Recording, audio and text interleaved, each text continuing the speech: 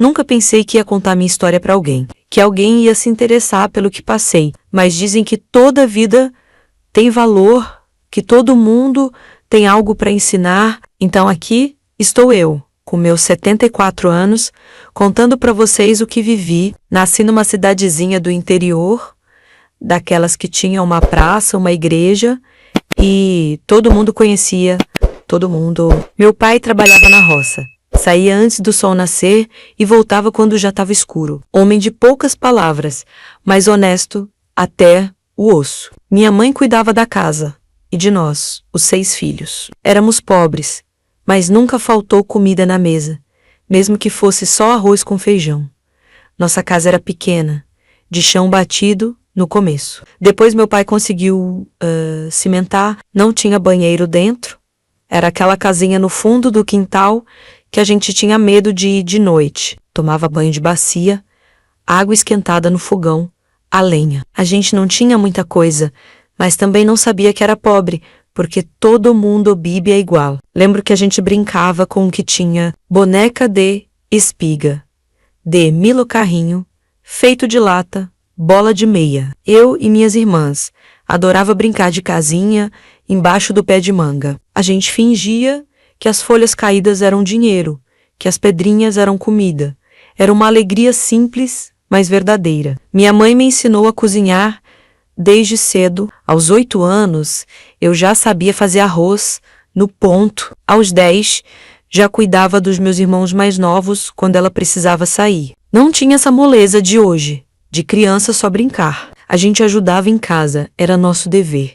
Estudei só até a 4ª série. Naquele tempo, menina não precisava estudar muito, diziam. Era aprender a ler, escrever, fazer conta e depois ajudar em casa até casar.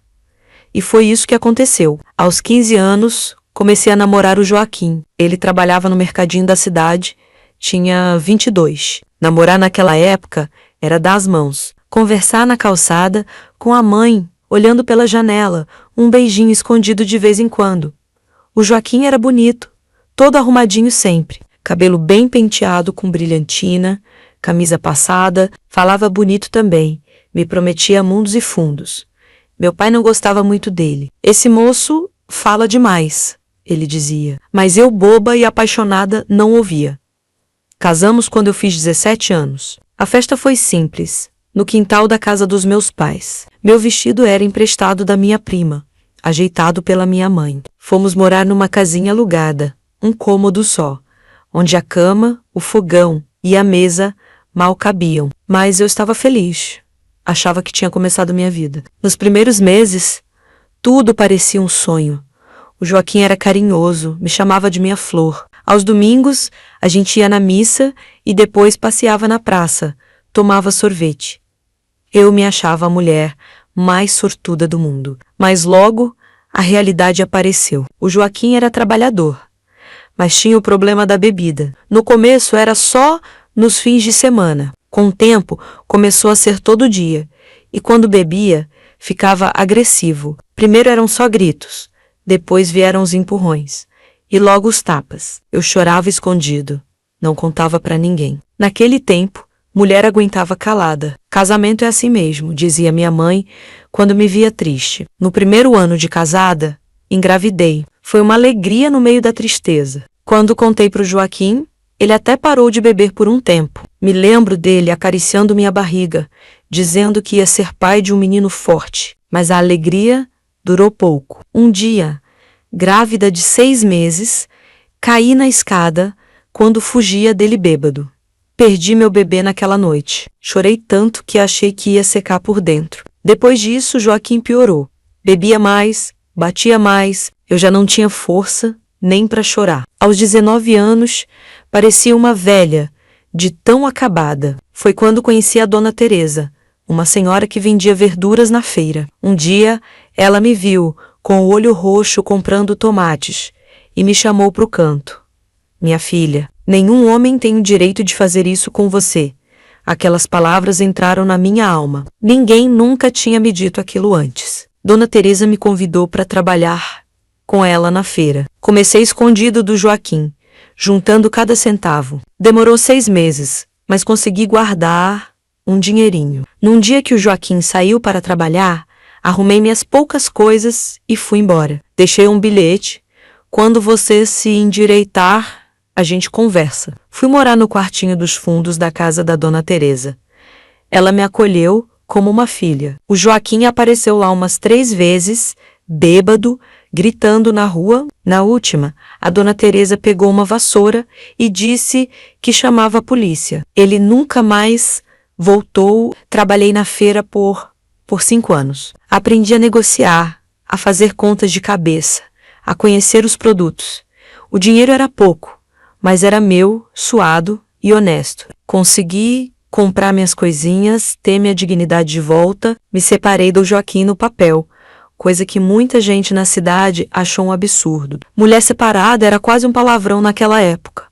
A Dona Teresa me ensinou muito mais que vender verdura. Me ensinou a ter valor próprio, a não depender de homem para viver. Ela mesma era viúva há anos e se virava muito bem sozinha. Homem bom é bom, ela dizia, mas é melhor ficar só do que mal acompanhada. Aos poucos, fui me reconstruindo. O rosto abatido foi ganhando cor de novo. O cabelo que tinha caído de tanto estresse foi crescendo. Comecei a me arrumar mais, a sorrir mais. A vida ainda era dura, mas pelo menos era minha. Foi na feira que conheci o Roberto. Ele vinha de outra cidade trazer queijos para vender. Era mais velho que eu, uns 10 anos, viúvo, com 2 filhos já crescidos. Começamos a conversar, primeiro sobre negócios, depois sobre a vida. Ele me tratava com respeito, me fazia rir. Depois de 1 ano sendo amigos, ele me convidou para sair. Tive medo no começo. O fantasma do Joaquim ainda me assombrava. Mas o Roberto era diferente, calmo, paciente. Nosso primeiro encontro foi um almoço num domingo. Coisa simples. Ele me buscou na casa da Dona Teresa, me trouxe de volta antes de escurecer. Tudo com muito respeito. Namoramos assim por 2 anos. Eu já tinha 26 anos quando nos casamos. A cerimônia foi pequena, só com amigos próximos. A Dona Teresa, que já considerava como mãe, chorou o tempo todo. Fui morar com Roberto na chácara dele, nos arredores da cidade. Lá tinha uma casinha simples, mas aconchegante, com um quintal cheio de árvores frutíferas. Os filhos dele, o Carlos e o Paulo, vinham nos visitar nos fins de semana. No começo foi difícil. Eles ainda sentiam falta da mãe e me viam como uma intrusa.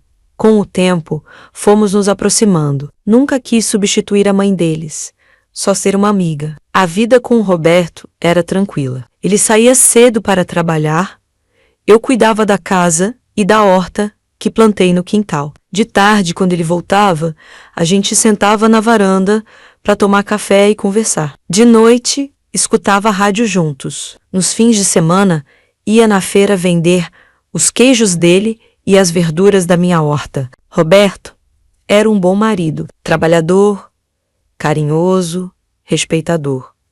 Diferente do Joaquim em tudo. Nunca levantou a voz para mim, nunca chegou bêbado em casa. Me tratava como gente, sabe? Como alguém que tem valor. A gente não conseguiu ter filhos, né? Mesmo tentando, no fundo, acho que fiquei com medo depois de perder aquele bebê. Meu corpo não relaxava. O Roberto entendia. Nunca me cobrou. Já tenho meus meninos, ele dizia. E tenho você, que é minha maior riqueza. Foram anos felizes. Não vou dizer que era tudo perfeito, que a gente não brigava. Brigava sim, como todo casal. Mas eram brigas saudáveis, que acabavam em conversa, não em porrada. O Roberto me ensinou que amor verdadeiro é respeito. Mas a vida é engraçada. Depois de 3 anos de casados, Roberto começou a sentir dores fortes na barriga. Foi ao médico da cidade, que mandou ele para a capital fazer exames. Era câncer no estômago, já espalhado. Em 6 meses, meu Roberto se foi. Os últimos dias foram os mais difíceis. Ver aquele homem forte definhar na cama, sentindo dor, sem poder fazer nada. Eu ficava do lado dele dia e noite, dando remédio, trocando roupa, rezando para que o sofrimento acabasse logo. Quando ele fechou os olhos pela última vez, senti um misto de dor e alívio. Dor por perder o grande amor da minha vida. Alívio por saber que ele não sofria mais. Viúva aos 29 anos, me vi sozinha de novo. A chácara era alugada. Tivemos que sair. Os filhos do Roberto me ajudaram no começo, mas logo seguiram suas vidas. Voltei a morar com Dona Teresa e a trabalhar na feira. Foi um tempo de tristeza, mas não de desespero como antes. Eu já tinha aprendido que podia viver sozinha, que tinha força. Nos dias mais difíceis, quando a saudade do Roberto apertava, Dona Teresa fazia um chá de camomila e ficava comigo na varanda, olhando as estrelas. Não precisava falar nada. Só estar ali já era conforto. A vida foi seguindo, a cidade foi crescendo. Chegou a televisão, o asfalto. A feira já não era tão movimentada quanto antes. O supermercado grande que abriu na entrada da cidade tirou muitos clientes. Dona Teresa ficou doente, com problemas no coração. Tive que cuidar dela como ela cuidou de mim. Nessa época, comecei a trabalhar também como faxineira nas casas das famílias mais ricas da cidade. Não era um trabalho que eu gostava muito, mas pagava as contas. E aprendi a achar alegria nas pequenas vitórias. Um piso que brilhava depois de encerado, um vidro sem manchas, um elogio da patroa. Os anos foram passando e me vi chegando aos 35 sem nem perceber. Não era mais jovem, mas também não era velha. Estava naquele meio termo, onde as pessoas param de perguntar quando você vai casar e começam a perguntar se vai ficar sozinha mesmo. Quando Dona Teresa faleceu, aos 82 anos, herdei a casinha dela. Foi um presente que nunca esperei receber. Você é a filha que não tive, dizia o documento que ela deixou. Chorei dias seguidos, mas sabia que precisava seguir. A casinha precisava de reformas. O telhado estava com goteiras. A pia da cozinha vivia entupida. Fui arrumando aos poucos, com o dinheiro das faxinas. Troquei as telhas, pintei as paredes, plantei flores no jardim. Cada melhoria era uma pequena vitória. Com a casa própria, pude me organizar melhor. A feira já não dava tanto dinheiro, então comecei a fazer bolos e pães para vender. Tinha aprendido com Dona Teresa, que era uma cozinheira de mão cheia. Logo meus pães ficaram famosos na vizinhança. Montei uma mesinha na frente de casa, com uma toalha bonita, e vendia tudo o que fazia. Foi assim que conheci o Antônio. Ele passava todo dia para comprar pão para a mãe dele, uma senhora de idade que morava na mesma rua. Era um homem quieto, de poucas palavras. Trabalhava como jardineiro nas casas dos mais ricos da cidade. Tinha as mãos calejadas, o rosto marcado pelo sol. O Antônio era tímido, daqueles que mal olha nos olhos quando fala. No começo, ele só comprava o pão e ia embora. Com o tempo, começou a fazer pequenos comentários. O pão tá bonito hoje. Tá um dia quente, né? Coisas simples, mas que foram quebrando o gelo. Começamos a conversar um pouquinho cada dia. Ele perguntava como eu estava, eu perguntava da mãe dele. Nada além disso por muito tempo. Até que um dia a mãe dele faleceu e ele veio me contar, com os olhos cheios d'água. Ofereci um café, um ombro amigo. Ele sentou na minha mesa e desabafou. Naquele dia, conheci o verdadeiro Antônio, um homem sensível que cuidou da mãe doente por anos, sem reclamar, que amava plantas e sabia o nome de todas as flores, que tinha um sonho de um dia ter seu próprio sítio, onde pudesse viver da terra. Aos poucos, o Antônio foi se tornando mais que um cliente. Era um amigo. Vinha aos domingos tomar café comigo. Me ajudava quando precisava consertar algo na casa. Eu, que já tinha 38 anos, não pensava mais em amor. Achava que essa parte da minha vida tinha acabado. Mas o coração da gente é engraçado. Uma noite, depois de me ajudar a trocar uma lâmpada, o Antônio me pegou pela mão e disse: "Acho que estou gostando de você mais do que devia." Foi a declaração mais bonita que já recebi, justamente por ser tão simples e verdadeira. Fiquei sem graça, sem saber o que dizer. O Antônio, vendo meu embaraço, logo emendou: "Não precisa dizer nada agora. Só queria que você soubesse." E foi embora, me deixando ali, parada no meio da sala, com o coração batendo forte. Passei a noite pensando: Será que estava pronta para outro relacionamento? Será que não era melhor continuar sozinha, dona do meu nariz? O Antônio parecia bom, mas o Joaquim também parecia no começo. Será que ia me machucar de novo? No dia seguinte, o Antônio veio comprar pão como sempre. Agiu normal, como se nada tivesse acontecido. Isso me deu confiança. Um homem que respeita seu tempo é um homem que vale a pena conhecer melhor. Começamos a namorar devagar, com calma. Eu ainda carregava as cicatrizes do passado, ele também tinha as dele. O Antônio nunca tinha se casado, cuidou da mãe doente a vida toda. Era um homem bom, mas que nunca teve chance de viver sua própria vida. O namoro foi avançando, cada um no seu ritmo. Ele vinha me visitar 3 vezes por semana. A gente conversava, escutava rádio, às vezes ia passear na praça. Quando começou a esfriar, ele me trazia sempre um ramo de flores do jardim onde trabalhava. O patrão deixa eu pegar as que sobram, ele explicava. Depois de 1 ano de namoro, o Antônio me pediu em casamento. Não foi nada espetacular como nos filmes. Estávamos sentados na varanda, olhando a chuva cair, quando ele perguntou: "Você quer casar comigo? Não tenho muito a oferecer, mas prometo cuidar de você."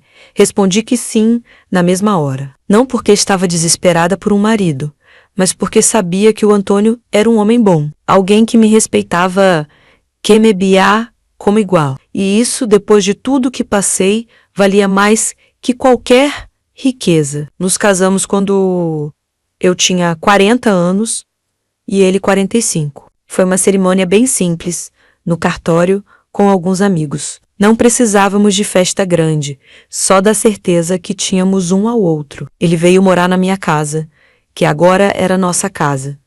A vida com o Antônio era tranquila, sem grandes emoções. Ele saía cedo para trabalhar, voltava no fim da tarde. Eu cuidava da casa e fazia meus pães e bolos para vender. Nos fins de semana, a gente cuidava do jardim, juntos, ou visitava algum amigo. De vez em quando, íamos até a cidade vizinha ver um sobrinho dele que morava lá. Não era uma vida de luxo, mas era uma vida boa. Tínhamos o necessário para viver e o mais importante, tínhamos paz. Depois de tantas tempestades na minha vida, aquela calmaria era uma bênção.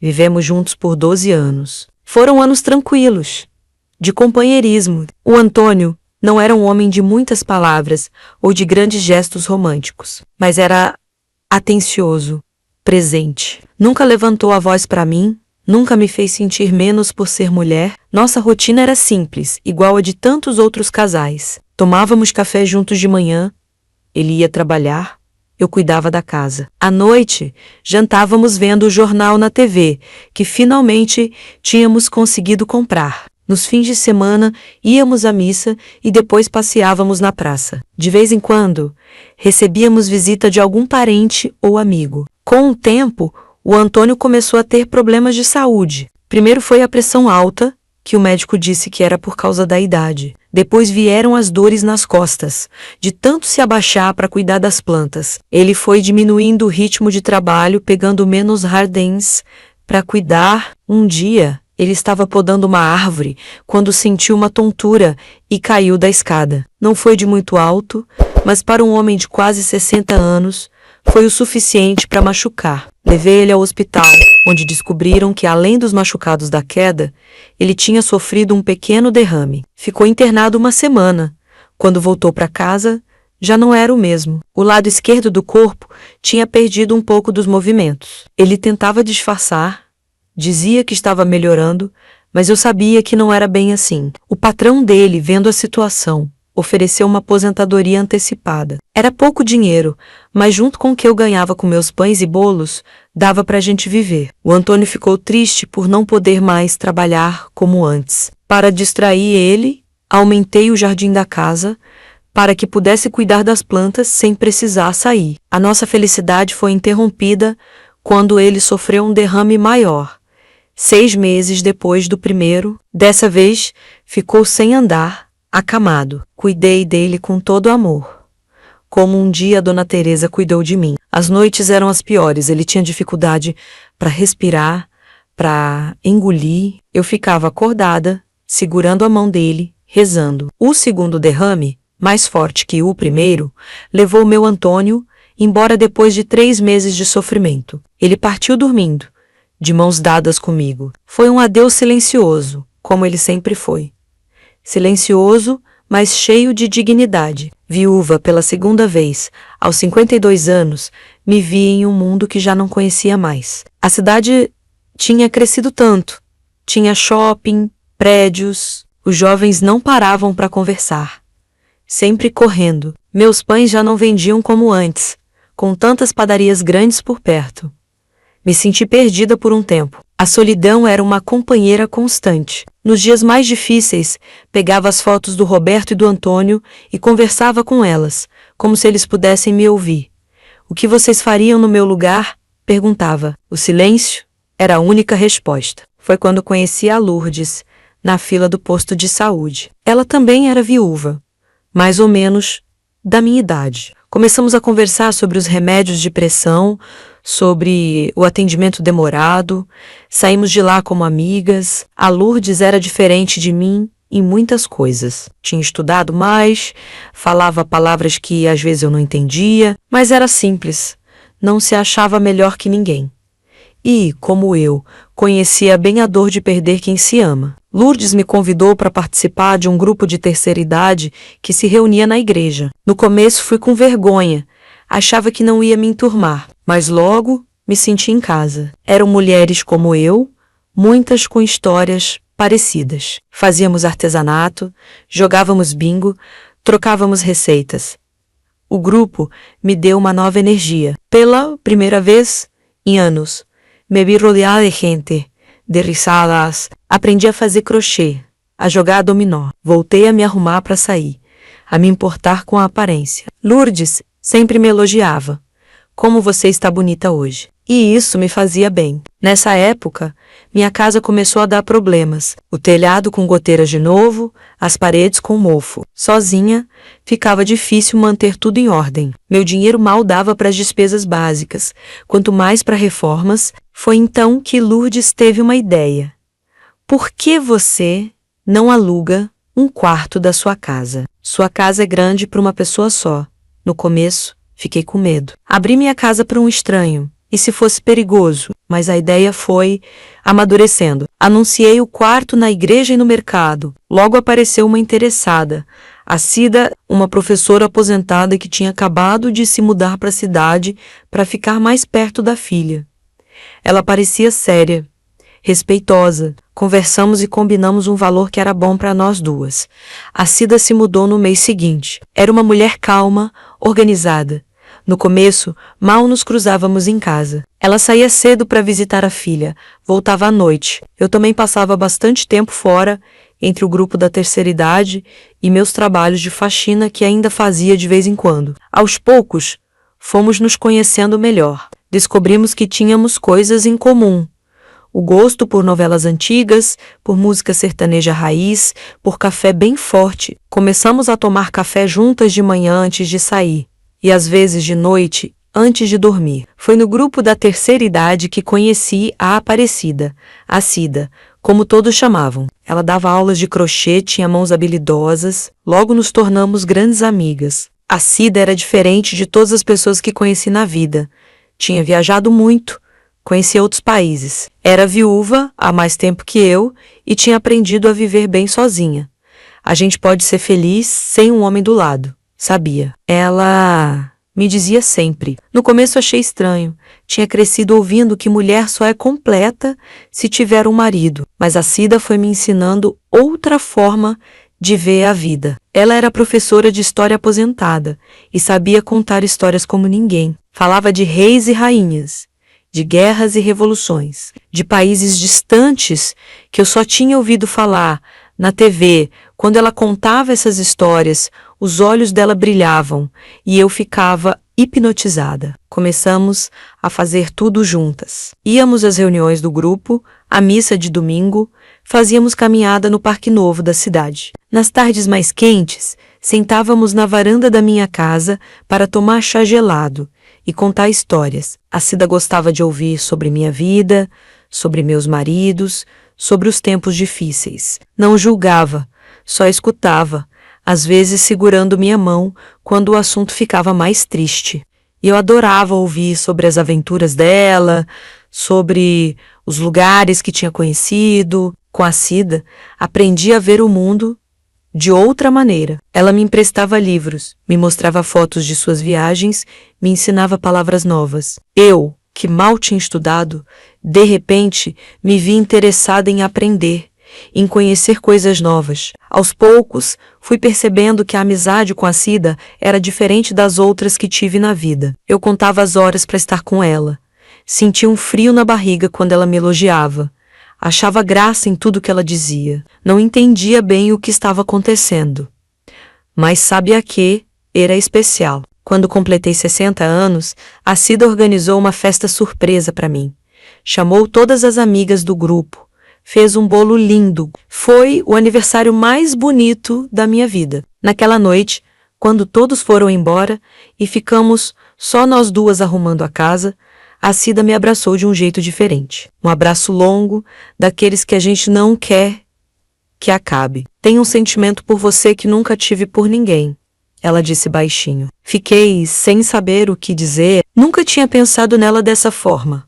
Nunca tinha pensado em mulher alguma dessa forma. Na minha criação, isso era errado, pecado até.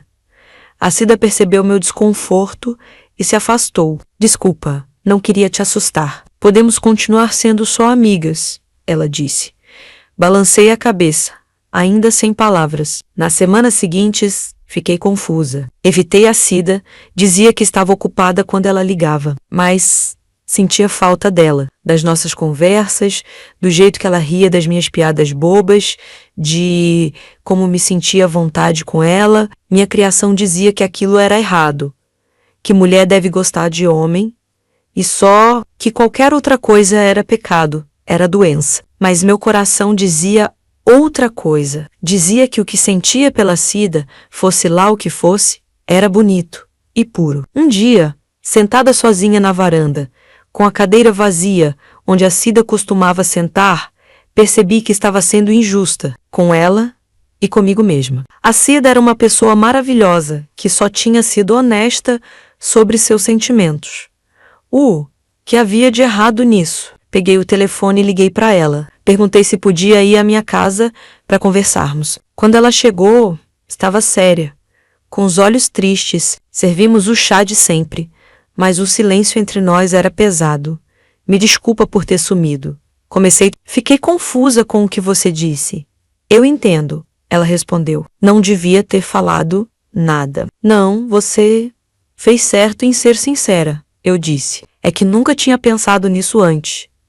Na minha criação, isso não existia. Conversamos a tarde toda sobre nossos medos, nossas criações, sobre como o mundo tinha mudado, sobre como era difícil na nossa idade pensar diferente do que nos ensinaram a vida toda. A Cida me contou que sempre soube que gostava de mulheres, desde jovem, mas casou com um homem porque era o que se esperava. Teve um casamento infeliz, sem amor verdadeiro. Quando ficou viúva, prometeu a si mesma que seria livre, que viveria do seu jeito.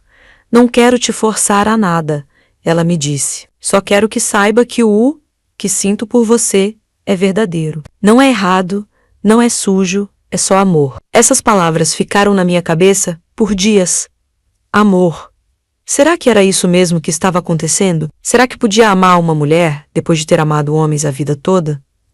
Não prometi nada a Cida naquele dia. Nem ela me cobrou, apenas concordamos em continuar sendo amigas, sem pressão. E assim fizemos. Voltamos à nossa rotina de encontros, chás, conversas, mas algo tinha mudado.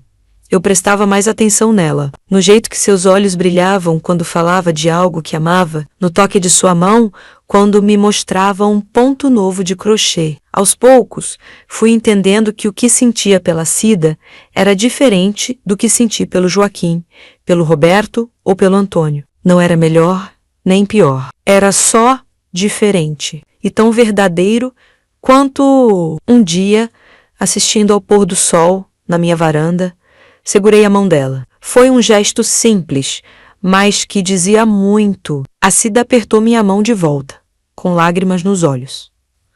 Tem certeza? Ela perguntou. Tenho medo, respondi sincera. Mas quero tentar. Nosso relacionamento cresceu devagar, com respeito. No começo, nem contamos para ninguém. Era algo só nosso. Não precisávamos de rótulos ou explicações. Éramos apenas duas pessoas que se gostavam e queriam ficar juntas. Descobrir esse amor aos 61 anos foi como começar a viver de novo. A Cida me mostrava o mundo de uma forma que eu nunca tinha visto. Me levava a lugares novos. Me apresentava músicas, livros, comidas diferentes. Com ela, aprendi que nunca é tarde para descobrir coisas novas, para mudar. Claro que nem tudo eram flores. Muitas pessoas não entendiam ou fingiam não entender. Algumas pessoas do grupo de terceira idade se afastaram. Outras fizeram perguntas indiscretas. A dona da padaria, que sempre foi simpática, passou a me tratar com frieza. Isso doía. Não vou negar, mas a cada olhar torto, a cada comentário maldoso, eu olhava para Cida e lembrava do bem que ela me fazia, da paz que sentia ao seu lado, e isso valia mais que a aprovação dos outros. Uma das coisas mais difíceis foi lidar com minha religião. Tinha sido criada na igreja, acreditava em Deus desde sempre. Será que estava pecando? Será que ele me condenaria? Dividi essas dúvidas com a Cida, que era tão religiosa quanto eu. Acho que Deus é maior que as regras que os homens inventaram. Ela me dizia, se ele é amor, como pode condenar o amor? Fazia sentido, mas ainda tinha dúvidas. Até que um dia, na missa de domingo, o padre novo, um jovem que veio da capital, falou sobre amor e aceitação, sobre como Jesus acolhia a todos, sem distinção. Naquele dia, saí da igreja mais leve. Também tive que aprender a lidar com os ciúmes, um sentimento que achei que não ia mais sentir na minha idade. A Cida era sociável, tinha muitos amigos, homens e mulheres. Quando a via conversando animada com alguém, sentia aquela pontada no peito. Será que ela ia me trocar por alguém mais interessante, mais estudado, mais jovem? A Cida percebia e ria. Boba, ela dizia, não vê que só tenho olhos para você, e me dava um beijo na testa, na frente de todo mundo, sem se importar. Isso me enchia de coragem. Se ela não tinha medo de mostrar o que sentia, por que eu teria? Com o tempo, as pessoas foram se acostumando com a gente. Algumas até pediam desculpas por terem se afastado. A gente não entende direito, mas vocês parecem felizes, e isso é o que importa, diziam. Um dia, a Lourdes, que tinha sido a primeira a torcer o nariz quando percebeu nosso relacionamento, nos convidou para jantar na casa dela. Foi um gesto de aceitação que significou muito. Depois desse dia, outras amigas se reaproximaram. Não todas, claro, algumas nunca aceitaram, mas já era um começo. A Cida se mudou para minha casa quando eu tinha 64 anos e ela 67. Juntamos nossas coisas, nossas vidas. Ela me ensinou a viajar, a conhecer lugares novos. Com o dinheiro das nossas aposentadorias, fizemos pequenas viagens. Aparecida do Norte, Poços de Caldas, Águas de Lindóia, nada muito longe ou caro, mas para mim, que mal tinha saído da minha cidade, era uma aventura. Cada viagem era uma descoberta. A Cida sabia tudo sobre a história dos lugares. Me contava com detalhes. O mais gostoso era dividir um quarto de hotel com ela, como se fôssemos meninas em excursão da escola. A gente dormia de mãos dadas, conversando até tarde. Às vezes eu acordava no meio da noite e ficava olhando ela dormir, agradecendo a Deus por ter colocado aquela mulher maravilhosa na minha vida. A vida com a Cida era tranquila. Claro que brigávamos às vezes, como qualquer casal. Ela era teimosa, eu também, mas no fim do dia, sempre nos entendíamos. Não vale dormir de mal, era nossa regra. Uma das coisas que mais gostava na Cida era como ela me incentivava a aprender. Quando comentei que tinha vontade de terminar os estudos, ela imediatamente me ajudou a procurar um curso para adultos. Voltei a estudar aos 65 anos. Não foi fácil, confesso. Minha vista já não era tão boa. A memória falhava às vezes. Mas a Cida me ajudava com os deveres. Me explicava o que eu não entendia, me encorajava quando eu queria desistir. Me formei no ensino fundamental aos 67 anos. A Cida organizou uma festinha de formatura, com bolo e tudo. Tirou fotos minhas com diplominha.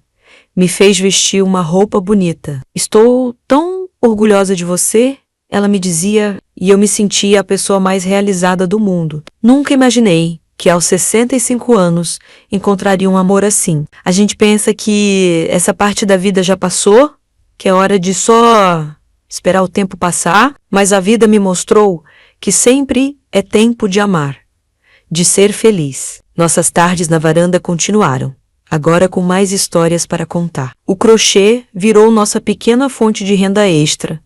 Menos fazíamos peças para vender na feira de artesanato da praça. A Cida era melhor nisso que eu, mas eu aprendia rápido. Quando completamos 5 anos juntas, fizemos uma pequena celebração. Só nós duas, um bolo que eu fiz, um vinho barato, brindamos a vida, ao amor que encontramos tarde, mas ainda há tempo. Você se arrepende de algo? A Cida me perguntou naquela noite. Pensei um pouco antes de responder. Pensei no Joaquim e nos anos de sofrimento, no Roberto e no tempo tão curto que tivemos, no Antônio e na vida simples que dividimos. E agora na Cida, um amor que nunca esperei encontrar. Não, respondi sincera. Cada coisa que vivi me trouxe até aqui, até você. A gente planejava envelhecer juntas. Falava em comprar uma casinha menor, mais fácil de cuidar quando estivéssemos mais velhinhas ainda. Sonhava em conhecer o mar, que a Cida já tinha visto. Mas eu não. Pensava em adotar um cachorrinho para fazer companhia. Primeiro eram pequenas, onde tinha colocado os óculos, o nome de alguma vizinha. Achei que era coisa da idade, mas foi piorando. Um dia ela saiu para comprar pão e não conseguiu voltar para casa. Uma vizinha a encontrou sentada na calçada, chorando, sem lembrar onde morava. Levei ela ao médico, um senhor de cabelos brancos e olhar gentil. Ele fez vários exames, tomografias, e depois nos chamou para dar o resultado. Dona Cida está com Alzheimer, ele disse, com voz suave, uma doença que afeta a memória, o raciocínio, o comportamento. Não tem cura, mas temos remédios que ajudam a retardar os sintomas. Saímos do consultório de mãos dadas, em silêncio. No caminho para casa, a Cida parou e me olhou nos olhos. Não quero ser um peso para você. Se ficar muito difícil, me prometa que vai me colocar num lugar onde possam cuidar de mim. Nem pensar, respondi. Na hora. Vou cuidar de você até o fim, como você cuidou de mim.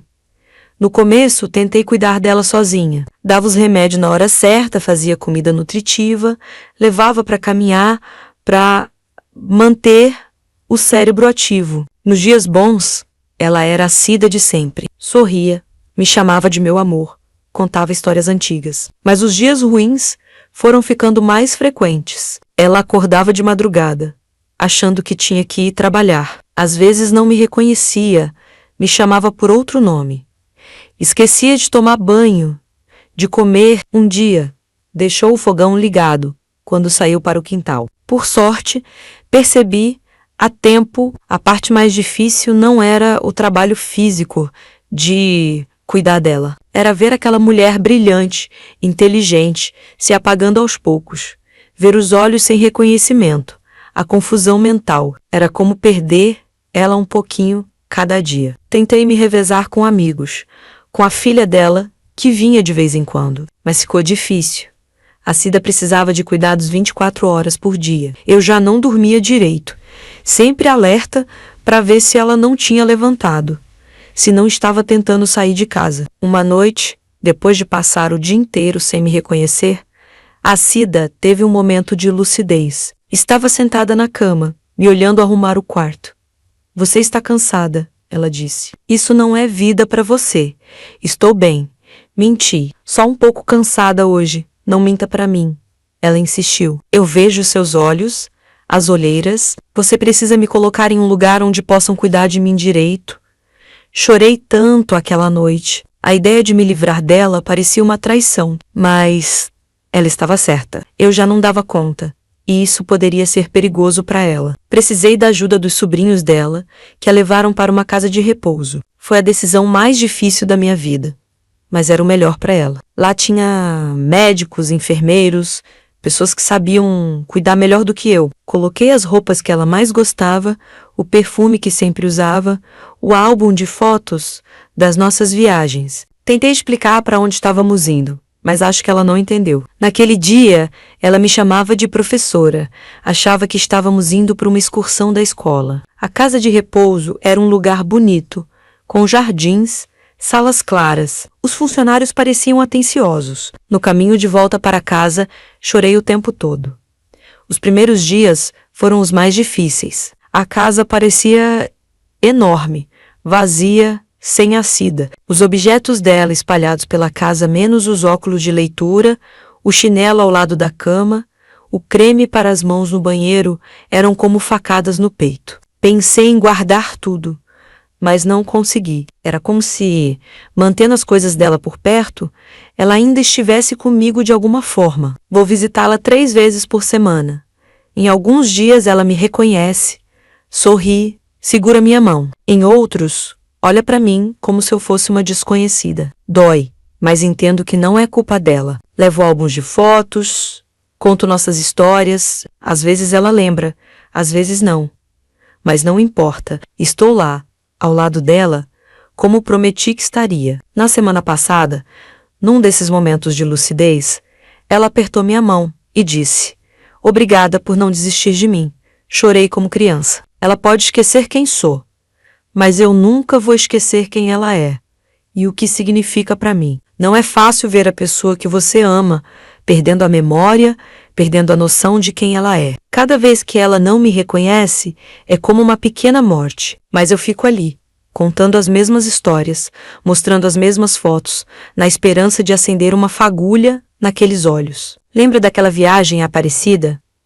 Pergunto, mostrando a foto. Você comprou aquele chapéu engraçado que voa com o vento? Às vezes ela sorri, um sorriso distante. Chapéu. Não lembro de chapéu nenhum. Outras vezes o milagre acontece e ela diz: "Claro que lembro. Você ficou brava porque eu gastei dinheiro com aquilo." São esses pequenos momentos que me dão força para continuar quando, por alguns instantes, a Cida volta a ser ela mesma. Quando o amor que compartilhamos parece romper a névoa da doença e alcançá-la, mesmo que brevemente. Nas semanas em que a doença está pior, quando ela passa dias sem me reconhecer, eu me agarro a essas lembranças. As viagens que fizemos, as tardes na varanda tomando chá, as noites assistindo novela de mãos dadas. A Cida pode esquecer essas memórias, mas eu as guardo por nós duas. A casal de repouso é cará, mas vale cá centavo. O tratamento dela é bom, os funcionários são carinhosos. Sempre que chego para visitar, a Cida está limpa, penteada, bem tratada. A Neide diz que conversa com ela sobre os tempos de professora, e isso a acalma. Vendi algumas coisas da casa para ajudar a pagar as despesas. A televisão grande, algumas joias que ganhei do Roberto, móveis que não usávamos mais. Não me importa, são só coisas. O que importa é que a Cida esteja bem cuidada. Agora, aos 74 anos, aprendi que a vida é feita de altos e baixos, de amores que vêm e vão, de perdas e recomeços. Aprendi que nunca é tarde para ser feliz, mesmo que essa felicidade venha de um jeito que nunca imaginamos. Quando olho para trás, vejo uma menina de 17 anos, assustada com um casamento, uma jovem de 19, machucada e sem esperança, uma mulher de 40, encontrando um amor tranquilo, e uma senhora de 65, descobrindo que o coração não envelhece, só aprende a amar, de formas diferentes. Minha história é parecida com a de tantas mulheres da minha idade. Cresci numa época em que menina tinha que casar cedo, obedecer ao marido, ter filhos, não questionava, porque era assim que as coisas funcionavam. Mas a vida foi me ensinando, às vezes da maneira mais dura, que cada um tem direito de buscar sua felicidade, do seu jeito. Nunca tive filhos. Uma das minhas maiores tristezas, depois do bebê que perdi, nunca mais consegui engravidar. O Roberto dizia que não importava, que seríamos felizes de qualquer jeito. O Antônio nunca tocou no assunto.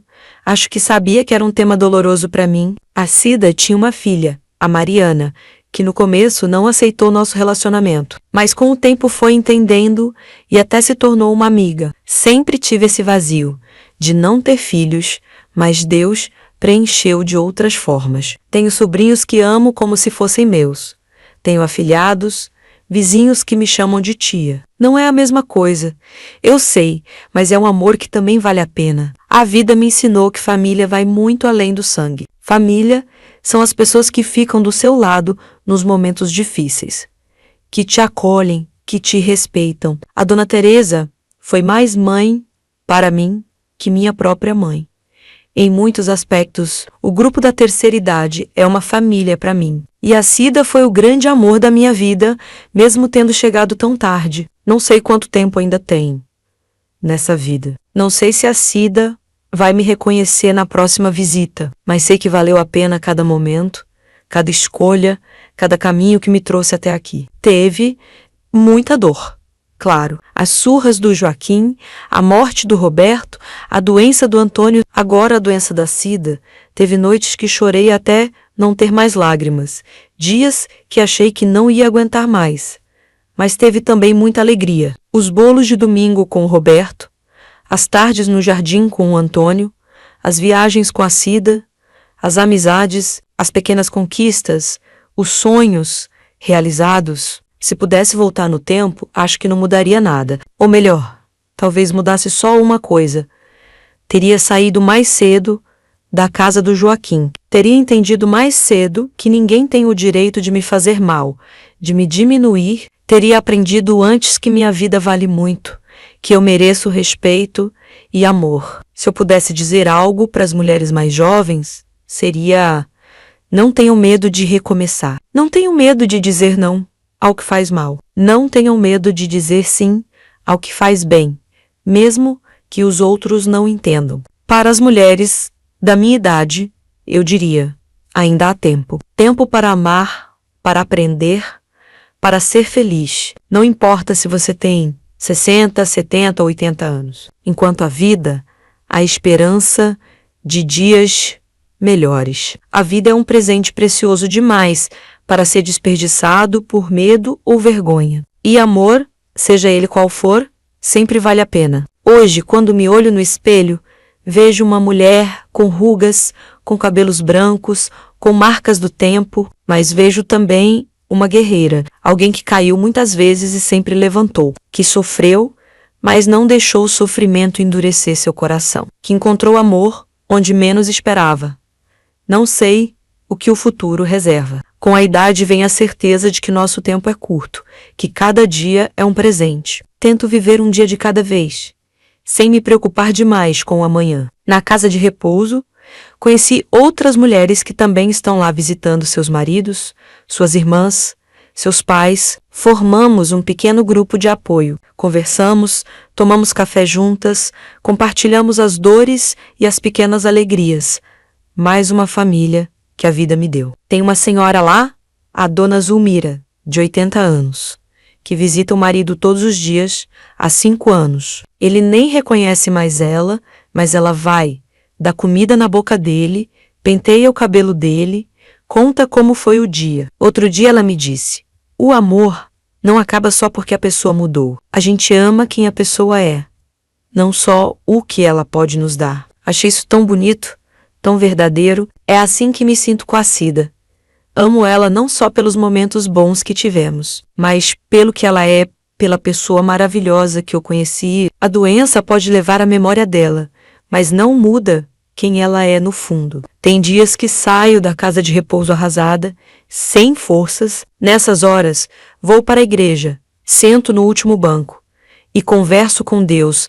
Não peço milagres. Sei que a doença da Cida não tem volta. Peço só força para continuar, para dar a ela o melhor que posso. De vez em quando, ainda me pergunto se estou no caminho certo, se o amor que sinto pela Cida é normal, se Deus aprova. Mas então, lembro do que o padre jovem disse uma vez: Deus é amor, e amor verdadeiro, que não faz mal a ninguém, só pode vir dele. E o que sinto pela Cida é o amor mais verdadeiro, mais puro que já senti.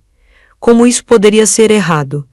Essa é minha história, uma história comum, de uma mulher simples que só queria ser feliz. E no fim das contas, apesar de tudo, consegui ser, não sei o que vem depois, mas estou em paz. Vivi uma vida plena, com altos e baixos como qualquer uma. Amei e fui amada. Caí e levantei. Errei e acertei. E mais importante, aprendi que nunca é tarde para começar de novo, para abrir o coração, para ser feliz. Se tem uma coisa que quero que fique dessa minha história, é isso. Nunca é tarde demais, para nada, nem para aprender, nem para mudar, nem para amar. A vida pode te surpreender em qualquer idade. Basta você estar aberta para isso. Minha vida continua, um dia de cada vez. Vou à casa de repouso visitar a Cida, participo do grupo da terceira idade, cuido da minha casa, leio os livros que a Cida me ensinou a gostar. E espero que cada dia seja um pouquinho melhor que o anterior. Espero ver a Cida sorrir quando me reconhece. Espero viver com dignidade e amor até o fim, porque no fim das contas é isso que importa. Viver com dignidade, com amor, sendo fiel a quem você é. O resto, o tempo leva... Agora me escreve aí nos comentários de onde você está ouvindo minha história.